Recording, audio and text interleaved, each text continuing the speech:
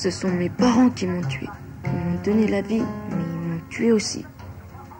Ça les travaillait depuis pas mal de temps. Depuis que j'étais tout petit, cette idée ne les a jamais quittés. Ils y pensaient et à plusieurs reprises ils sont essayés.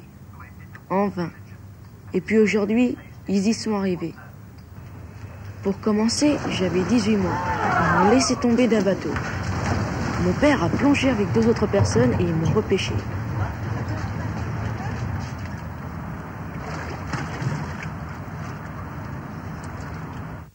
Une autre fois, la même année, ma mère m'a laissé tomber un bocal de conserve sur la tête, tandis que je dormais sur un lit aménagé dans les bas de l'étagère aux réserves.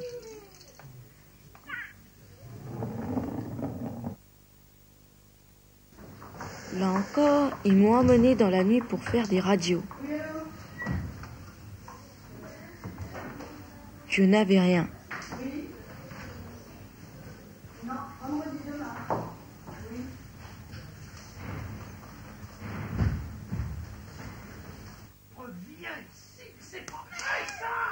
Les années ont passé.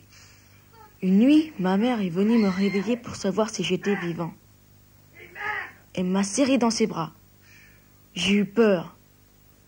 Je me suis dit que des forces obscures rôdaient autour de moi. J'ai regretté d'être fils unique. Avec des frères ou des sœurs, les risques auraient été mieux répartis. L'arrivée des vacances me terrifiait. Mes parents étaient en permanence ensemble et avaient tous les loisirs de comploter contre moi. J'étais sur le qui-vive. En même temps, j'étais fasciné par leur belle complicité. Comme si le but qui s'était fixé, c'est-à-dire se débarrasser de moi, les soudait l'un à l'autre et les rendait heureux. Je crois que d'une certaine manière, ils m'en savaient gré, et que c'est à cette admiration qu'ils lisaient dans mes yeux que je dois ma survie à cette époque. Ça, c'était le jour. Mais je redoutais de plus en plus l'obscurité où je leur étais d'aucune utilité. Une fois, j'ai entendu leurs cris. J'ai été saisie de panique. J'ai allumé ma lampe de poche. Je n'aurais pas dû, car mon père m'a repéré et m'a donné un coup. Pas assez fort pour me tuer. J'ai eu le réflexe de me mettre en boule. J'ai fait le mort. Je n'ai jamais rallumé. D'ailleurs, la lampe a disparu. Ensuite, je suis tombée malade. Cela a été la plus belle année de ma vie. Pendant toute cette période, chacun à leur tour, ils m'ont témoigné des sentiments en cachette de l'autre. À vrai dire, ils n'étaient pas d'accord sur la manière de me traiter. Mon père était plutôt partisan de la guérison. Il voulait que je me rétablisse. Je crois que cela le répugnait de s'attaquer à un malade. Il préférait que je sois en bonne santé.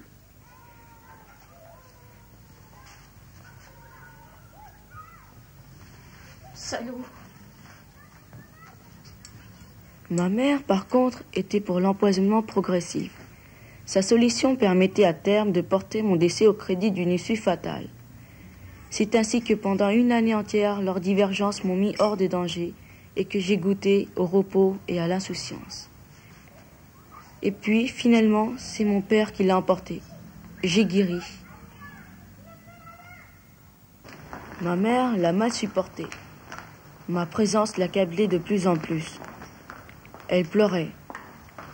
À cette époque, mon père rentrait très tard. Une fois, en pleine nuit, elle m'a fait habiller en prétextant qu'on allait le chercher. En fait, elle m'a fait monter à la place du mort, comme elle le dit, et elle a conduit la voiture à fond de train dans Paris.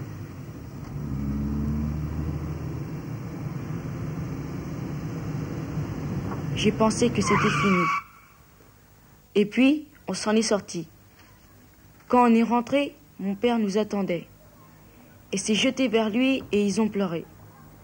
Moi aussi, j'ai pleuré. Pour eux, j'étais devenu un boulet dont ils n'arrivaient pas à se défaire. Je leur gâchais la vie. Leur malheur s'est ajouté à ma peur. Je suis parti.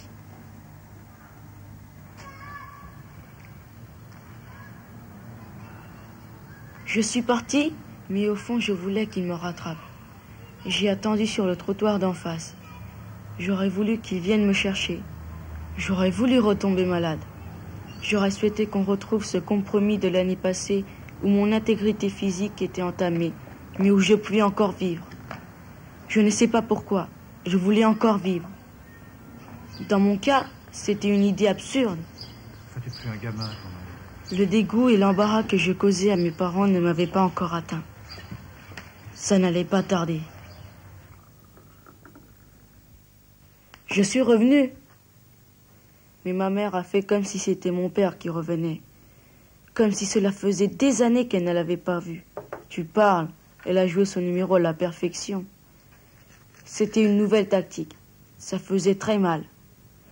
J'ai compris qu'il n'y aurait aucune issue et qu'il fallait que je parte pour de bon.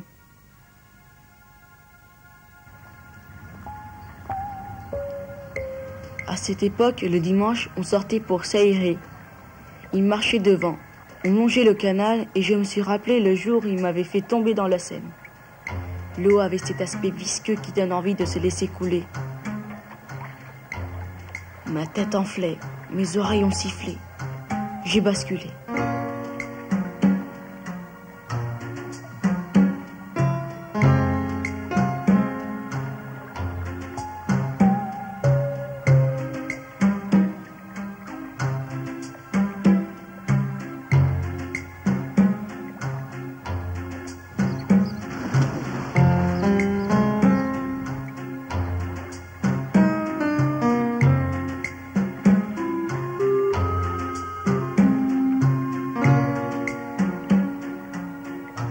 Je me souviendrai toujours le regard de mon père au moment où il est arrivé.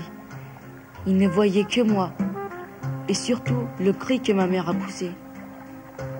J'étais heureux, parent chéri. Dans les jours qui ont suivi, ils ne savaient pas quoi dire. Je les avais blessés. Ils m'avaient montré leur faiblesse.